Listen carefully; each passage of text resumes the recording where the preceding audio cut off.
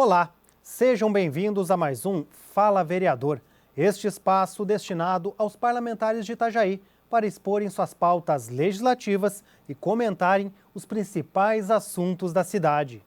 E no programa de hoje nós recebemos aqui no estúdio da TV Câmara o vereador do Progressistas, Maurílio Moraes. Olá, vereador, seja bem-vindo ao programa novamente aqui no estúdio agora, vereador. Olá, Maurício, e a todos os telespectadores. Bom, vereador, como que o senhor avalia o ano de 2021, o ano legislativo? Atingiu as suas expectativas com relação à produção, à discussão e à resolução dos problemas? A expectativa, de certa forma, são objetivos que nós tínhamos e ainda estamos alcançando, né, nessa legislatura de 2021. 2020 foi meio assim truncado, mas 2021 temos diversos projetos, tá? Temos alguns requerimentos, só que, de certa forma, o nosso objetivo, para que ele tenha um resultado, isso depende do executivo, né? Na qual executa aquele requerimento ou o próprio projeto. Então, nós temos sim diversos projetos e diversos requerimentos com os objetivos já realizados por algumas situações que o executivo fez. Vereador, o que o senhor pensa sobre a repercussão das pautas orçamentárias enviadas pelo Poder Executivo aqui à Câmara de Vereadores, como a LDO, como a LOA, algumas discussões, principalmente na LDO, que já passou, já foi votada, seguiram até a madrugada aqui na Câmara de Vereadores. E parece que vem muito mais emendas para a LOA por aí também, sessões longas. O que o senhor pensa a respeito dessa discussão sobre como o prefeito vai gastar e aonde vai gastar o dinheiro? A lei de diretrizes orçamentárias, na realidade, vem do executivo, né? E aqui para nós votarmos. Só que, ao chegar aqui, nós temos como fazer emendas.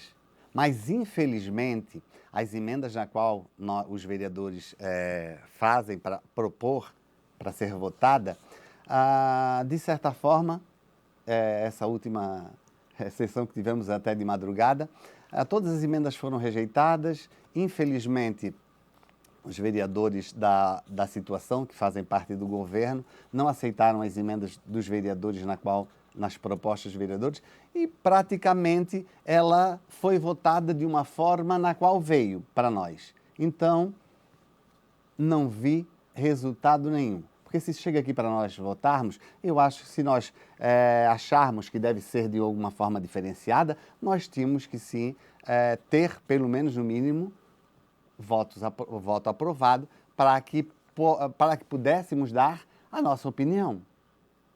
Correto? E agora está vindo novamente a LOA, a LOA. Lei Orçamentária Anual. Lei Orçamentária Anual. Primeiro é a LDO e agora é a LOA. Vai vir para nós temos também diversas emendas para fazer. Espero que nós conseguimos o objetivo de votar estas emendas para ajudar o município. Na realidade, isso é uma função de ajudar. O prefeito manda para nós daquela forma, né? E a gente tenta adequar para que seja melhor. Vereador, o senhor sempre critica em suas falas, no uso da tribuna, a gestão dos recursos na saúde, na esfera municipal, estadual, federal, ao longo da última década, das últimas 2 décadas, vereador. E o senhor também fala bastante, de forma bem contundente, sobre os efeitos das escolhas dos gestores públicos e de suas condutas. Quais efeitos tiveram no enfrentamento à pandemia? Como que a estrutura pública foi afetada pelas escolhas dos gestores públicos para o enfrentamento da pandemia? Como que o senhor acredita que as verbas podem ser melhor aproveitadas para evitar o caos em situações extremas como esta pela qual estamos passando? Nós temos aí diversas situações, né, que foram a CPI das máscaras, né, para te ver que este dinheiro de certa forma, tinha que ser gasto com máscara, sim, concordo, mas não tanto e da forma que foi feito. Então, eu acho que quando tu investe em uma situação na qual a demasiada em alguma situação, tu deixa de investir em outras, entendeste? E nós tivemos muitas pessoas que foram a óbito, eu penso que desnecessariamente. Se nós tivéssemos feito um trabalho melhor, nós teríamos salvo muitas pessoas. E esse trabalho, eu não estou falando agora, neste ano agora. Nós podemos já estar fazendo um trabalho para a saúde há muitos anos. Não precisávamos esperar acontecer para sairmos correndo, atropelando as coisas para salvar as vidas. Mas, por exemplo, nós temos aqui em Itajaí o Hospital Marieta. Por quê que no passar desses anos todos nós não foi feito hospitais em outras cidades? Penha, Barra Velha, Armação. Quantas cidades que poderiam ter, sim, um hospital?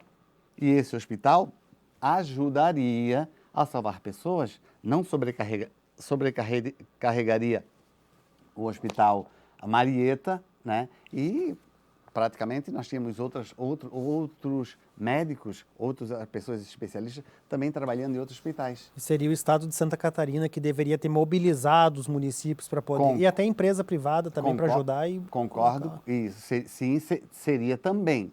Mas eu acho que verbas, se tiver o projeto, o governo estadual, o governo federal, provavelmente mandaria, entende? Mas não tem esse comprometimento dessa melhoria na saúde. E a saúde é uma coisa que é constante. Não tem como zerar, vamos dizer assim, a saúde. Todo momento alguém está precisando da saúde. Além da demanda local da região, o Hospital Marieta absorve também a demanda turística, que na temporada todas as cidades da região recebem muitos turistas, não só Itajaí e Balneário, mas todas as demais. E aí toda a demanda de necessidade em atendimento de saúde pública acaba vindo para o Hospital Marieta, né? Correto. Temos mais também essa parte, né, que é a parte turística, aonde nas cidades que atendem mais as pessoas, os turistas, poderiam ter hospitais, sim. Vereador, falar sobre um assunto que o senhor também se empenha bastante em fiscalizar, em também expor a situação e o diagnóstico de Itajaí nas sessões plenárias, que é o assunto acessibilidade. Itajaí tem muitas carências nesse setor, vereador, o senhor tem fiscalizado bastante. Quais as principais na estrutura de acessibilidade no município?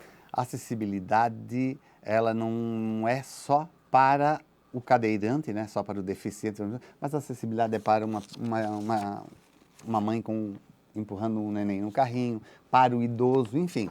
Para todas as pessoas, a acessibilidade é super importante. Até para uma pessoa normal, vamos dizer assim, ele pode estar passando por uma calçada e ela, de certa forma, está com um buraco ou alguma coisa e ele pode quebrar o pé, entendeu? Vindo a ter uma fratura no pé. Então, a acessibilidade é importantíssima. A acessibilidade, todas as cidades deveriam ser primordial a acessibilidade.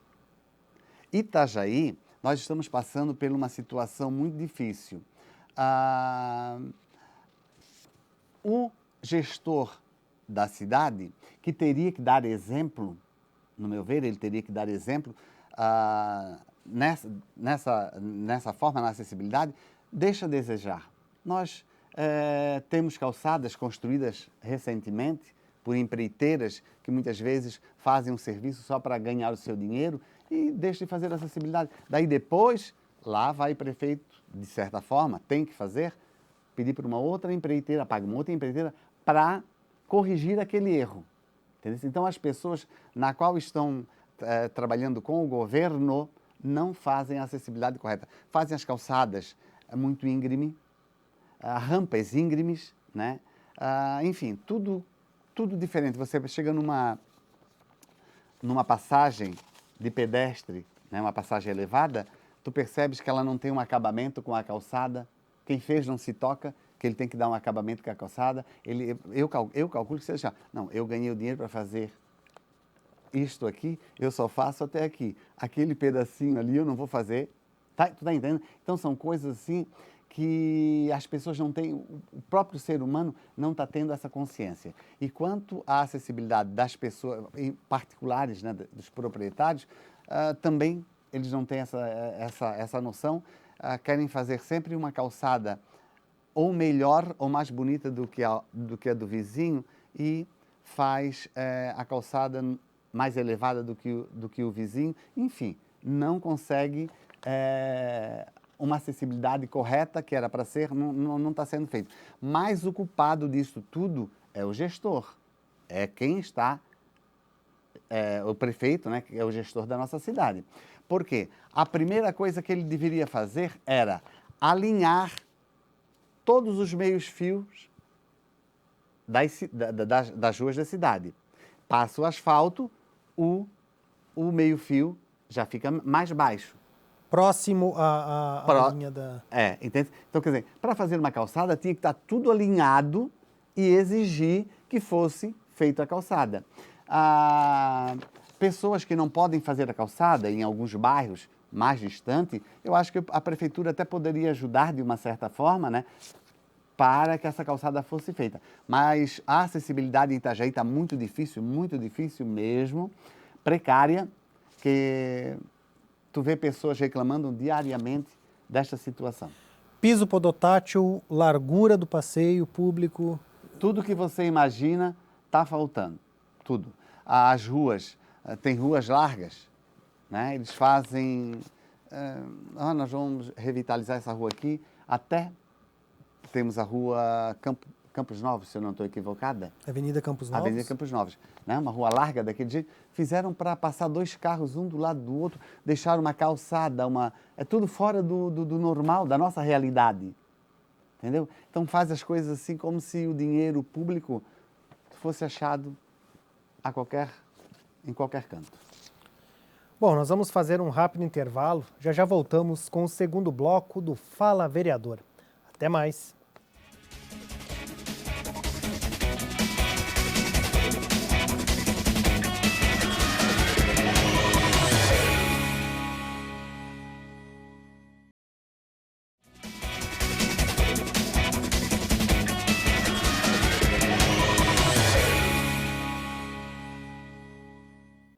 Voltamos com o segundo bloco do Fala Vereador. Hoje está conosco o vereador do Progressistas, Maurílio Moraes. Bom, vereador, vamos falar um pouquinho a respeito de um requerimento seu ao governo do estado, solicitando diversas medidas para segurança no trânsito na rodovia Jorge Lacerda. E o senhor, mais precisamente, está preocupado com o quilômetro 3 da rodovia, no bairro Santa Regina. Fica bem na entrada do Santa Regina. O senhor está pedindo ali redutor de velocidade, iluminação, rotatória, diversos outros aparelhos públicos para poder tornar mais segura a rodovia. Como que o senhor ficou ciente dessas demandas e o que o senhor ouviu também de pedidos da comunidade? A comunidade lá é uma comunidade carente nesse sentido, né? O bairro Santa Regina é um bairro bem populoso e outros loteamentos que estão já crescendo ao redor do Santa Regina. E ali nós vimos a saída do Santa Regina, uma coisa muito difícil para as pessoas, tá? Eles não têm segurança nenhuma, dia de chuva ou conforme o sol está, principalmente agora no verão, é muito difícil mesmo para as pessoas. Praticamente super difícil as pessoas conseguirem a entrada, muitas vezes está fácil, mas para sair do bairro fica um pouco complicado. Só que nós pedimos aqui redutores ou um túnel. O correto ali seria um túnel, né, para que pudesse as pessoas sair com segurança. E as pessoas reclamam muito porque o horário de trabalho, muitas pessoas trabalham para cá, né, não no mesmo bairro, e quando eles saem, então, o fluxo é grande, entendeu? E muitas vezes a demora fica muito congestionado a saída daquele bairro. Por quê? Porque as pessoas ficam com medo de atravessar, no caso, cruzar essa avenida, a SC 412. 412. Por quê? Porque eles não fazem aquilo assim e não tem segurança. Tá entendendo? Então, eles solicitam que o mais rápido possível o governo possa fazer isso. E até porque, eu acho assim, quando o governo cria ou alguém cria um loteamento e o governo aprova, eu acho que essas coisas já deveriam estar previstas. Creche, tudo que for de ordem do governo estabelecer neste loteamento, já deveria estar previsto. Opa, como é que vai ficar aqui? Não, aqui vai ser complicado. Muitas vezes, até a resposta que eles podem dar, não, quando começou tinha poucos moradores. Mas é lógico, se é um loteamento, a tendência é crescer. Então tem que se pensar, tipo assim, opa, começou agora, mas eu já vou pensar daqui a 30 anos e fazer as coisas para esse tempo. Não esperar dar um acidente ou fazer alguma coisa para depois tomar uma providência. É uma rodovia de grande fluxo. Qualquer medida também vai impactar em possíveis congestionamentos na rodovia, né? Não só dos moradores do bairro Santa Regina. Correto. Qualquer acidente, alguma coisa que houver ali, também vai ter esse impacto. E um túnel ali, eu acho que seria viável, até porque, né, quem conhece lá o loteamento sabe que ele é mais assim para baixo, seria viável. E os moradores ali solicitam, diversos vereadores já solicitaram, os moradores insistem em bater nessa situação, pedindo que seja feito o mais rápido possível para não acontecer ainda uma desgraça maior, né? Vereador, o senhor chegou a trocar alguma informação com o governo do estado, com o departamento responsável do estado de Santa Catarina? Chegou a ter até alguma informação informal da viabilidade desses pedidos? Olha, eles fazem muito promessa, né? Não, nós já estamos fazendo um projeto, daí eles, né, tem todo assim, quer dizer, na realidade, quando eles fazem um projeto, eles já querem fazer um projeto dentro de um pacote, tipo, para o Santa Regina, para o Portal 1, Portal 2, fazer entendesse? E isso só fica no papel, né? E a gente precisa que tenha ação, que seja feito o mais rápido possível, né? Então, assim, eu acho que o governo estadual deixa a desejar, sim, e o municipal também, porque eu acho que nós cobramos, mas não sei se é cobrado também pelo gestor.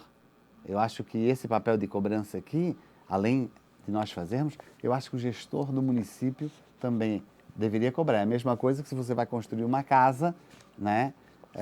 Você contrata lá uma empresa para construir, ela vai lá e constrói o banheiro dentro da tua cozinha. Opa, tem alguma coisa errada, correto? Tu tem que mandar, tu é o proprietário. Assim como o município, nós temos aqui um gestor, que é o prefeito. O município não pode intervir na rodovia, mas pode fazer uma mobilização política, correto, sugerir... Sim, de qualquer forma. Não aceitar o que está pronto, como está não dá.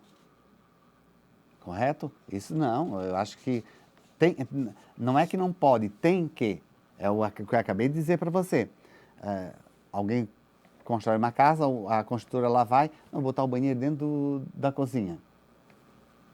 Correto? Então a casa é sua, você tem que determinar. O que é isso?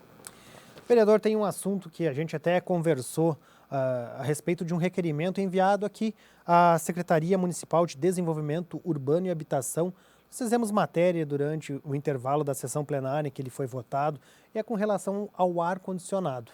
O senhor tem essa preocupação sobre a manutenção, sobre a fiscalização, sobre vários questionamentos que o senhor fez. Se é feito a BITSE, a liberação com vistoria, se a vistoria precisa também, o projeto está de acordo com o que foi executado. O que deu de todo esse processo?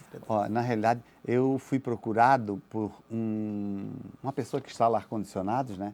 E ele comentou comigo sobre este assunto. Ele disse: Maurílio, os ar-condicionados muito antigos enferruja aquela base, né? E aquilo ali tem a probabilidade de cair, assim, né? Falando assim. E muitos prédios que os ar-condicionados estão direcionados à via pública, né? Isso pode trazer uma tragédia. Ele comentou comigo sobre isso. Por isso que eu fiz o requerimento pedindo a prefeitura, qual a fiscalização da prefeitura nesse sentido, correto? Hoje nós já temos prédios já que fazem a colocação do próprio ar-condicionado de uma forma diferenciada, já dentro Tem a base. da base, correto. Mas esses estão ótimos. Mas eu digo assim, os prédios antigos, que ainda tem, né, que não tem como mexer e ainda tem aquele modelo antigo, que é pesado, né, para que não caia numa pessoa e venha causar, né, um acidente. Então, eu acho que são coisas que a gente tem que estar sempre, né, pedindo, porque pode acontecer. E o município diz o que a respeito disso? Olha, o município fala que eles fazem, tipo assim, quando é a minoria de apartamentos, de prédios que tem esse tipo de situação, mas existe. Eles sempre cobram do próprio condomínio, né? Então é uma coisa assim meio... não é ir lá e olhar. Então, isso é uma coisa mais... É que acaba sendo um tema que não entra tanto em fiscalização pública, mas sim dentro do condomínio, uma fiscalização privada do próprio condomínio. Correto. Embora que qualquer problema possa ter uma repercussão pública. Sim, se acontecer isso aí vai...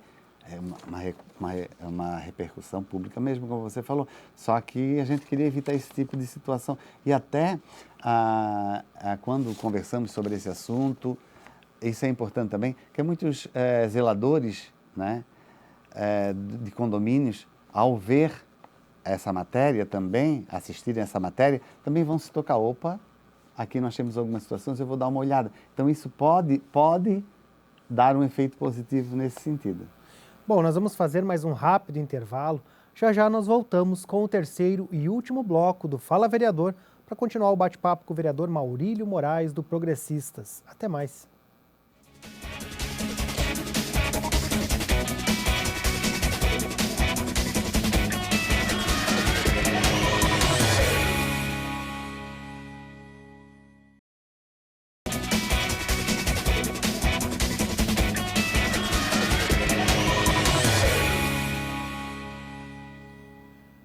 Voltamos com o terceiro e último bloco do Fala Vereador. Hoje está conosco aqui no estúdio o vereador Maurílio Moraes, do Progressistas.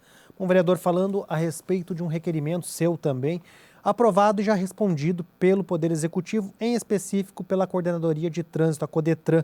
O senhor faz diversos questionamentos com relação a como é aplicado os valores, como são aplicados os valores das multas de trânsito aqui no município, também se é aplicado em engenharia, em sinalização, o valor gasto com educação de trânsito, e aí são diversos questionamentos com justificativas, buscando focar bastante nessa questão. Educação no trânsito para a criança, para a infância, para o adolescente. Itajaí tem projetos assim, como o Departamento Edutran, mas o que o senhor mais espera que possa ser feito?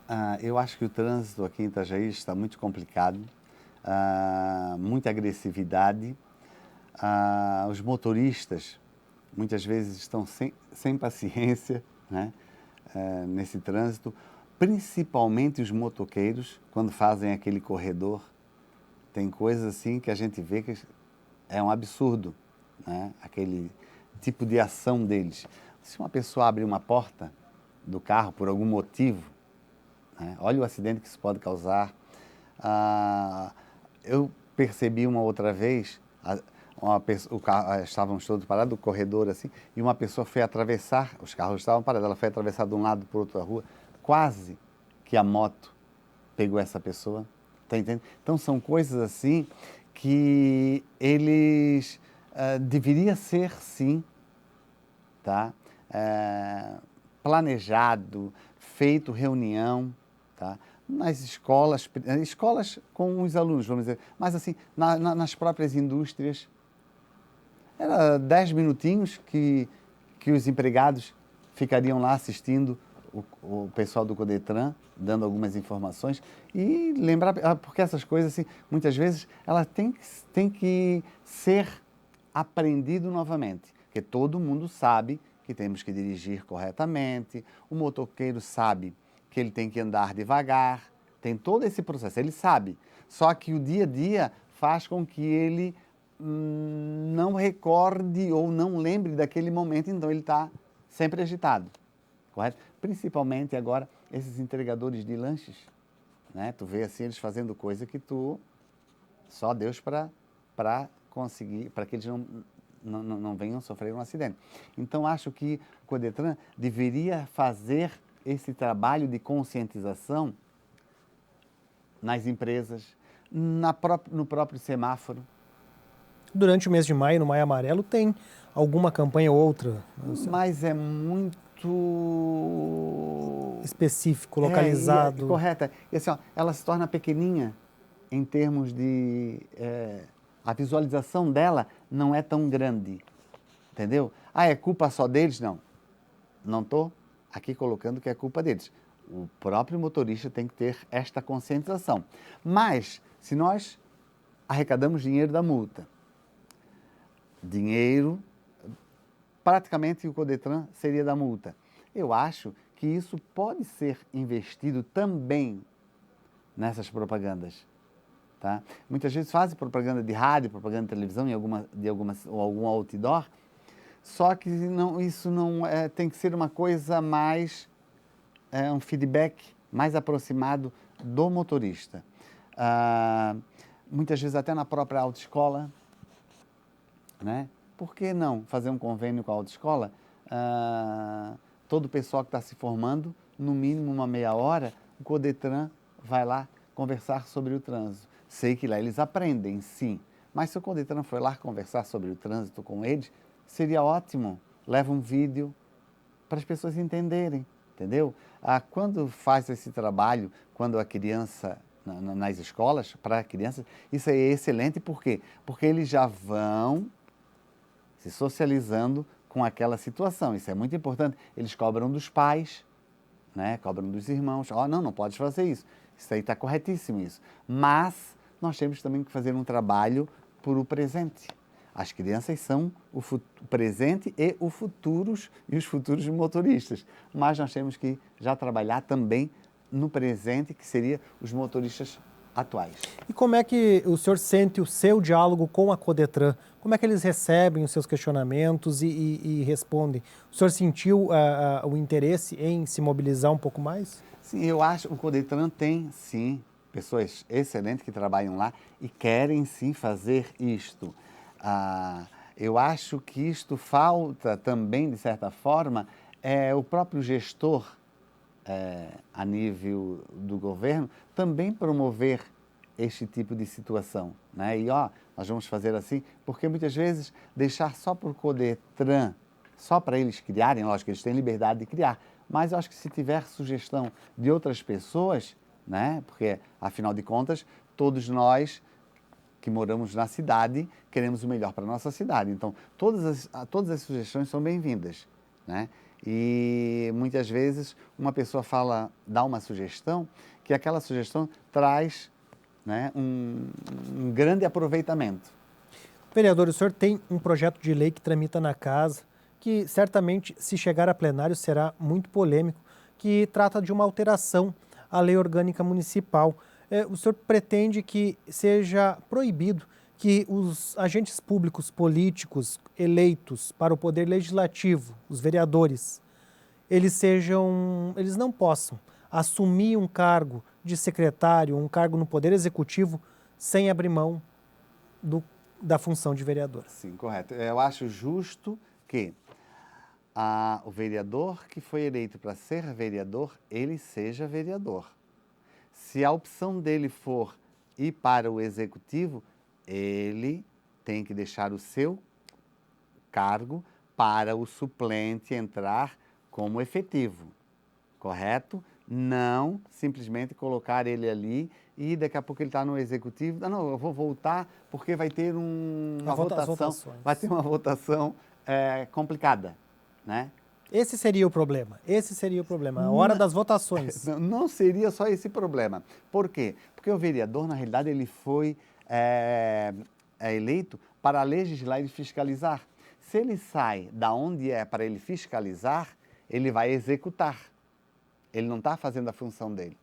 E está errado isso. Nós temos já Brusque e outras cidades que já não podem, a pessoa se elegeu para vereador, ele vai continuar sendo vereador aquele mandato. E você pode ter certeza que essas pessoas que muitas vezes nem cumpriram o papel de ser vereadores, não cumpriram o papel de estar como vereadores, que nós estamos como vereadores, é capaz que na próxima eleição eles saiam agora para deputado estadual. Nem cumpriram o papel de ser vereador. Foram para o executivo e agora já querem ser candidatos a deputado estadual. Olha que moral tem uma pessoa que não cumpre o papel de estar como vereador, vai para o executivo, daí chega lá, não, agora eu vou querer ser deputado estadual, federal, sei lá o quê, ou presidente da República, sai de lá, se candidata para ser. Será que essa pessoa, se alcançar o cargo de ser deputado estadual ou federal, será que ele vai exercer a função dele? Não, não vai exercer a função não, ele vai botar uma outra pessoa, o suplente ali, e ele vai pleitear, vai para outro cargo. Por quê? Porque são pessoas que não querem aquilo ali, eles querem aquele cargo só para fazer aquele efeito trampolim. O senhor tem alguma informação, vereador, da Procuradoria da Casa ou das comissões de que esse projeto vai para frente e chegará a plenário?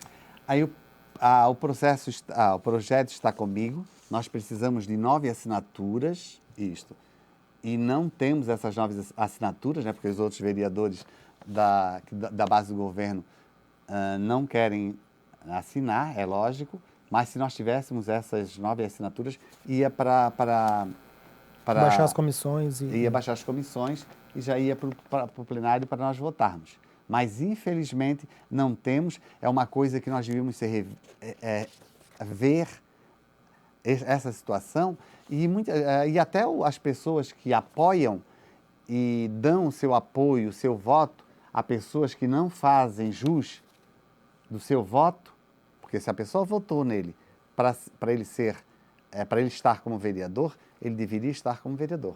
Então as pessoas comecem a observar essas pessoas, que eles não querem, eles simplesmente usam as pessoas que vão apoiar e vão votar para ele chegar aqui e depois, como um trampolim, eles passarem para o executivo ou para outras situações. O senhor vai insistir ainda na busca dessas assinaturas nesse restante? Sim, estamos insistindo, mas infelizmente não temos essas 9 assinaturas, então é complicado para que esse projeto vá para as comissões. Obrigado, vereador, por aceitar o convite, estar aqui conosco. Desejamos um excelente trabalho para o senhor e um excelente final de ano, para que 2022 o senhor possa estar novamente atuando aqui na casa com sabedoria. Obrigado a você, né? Que Deus te abençoe também. Lhe dê boas festas para todos os telespectadores, um Feliz Natal, um próspero Ano Novo, que Deus abençoe e nos dê muita saúde e muita paz. Deus abençoe. Obrigado a você também que nos acompanhou. Lembrando que esta e outras entrevistas estão disponíveis no canal da Câmara de Vereadores de Itajaí, no YouTube, e são transmitidas no canal 14 da Claro TV. Até a próxima!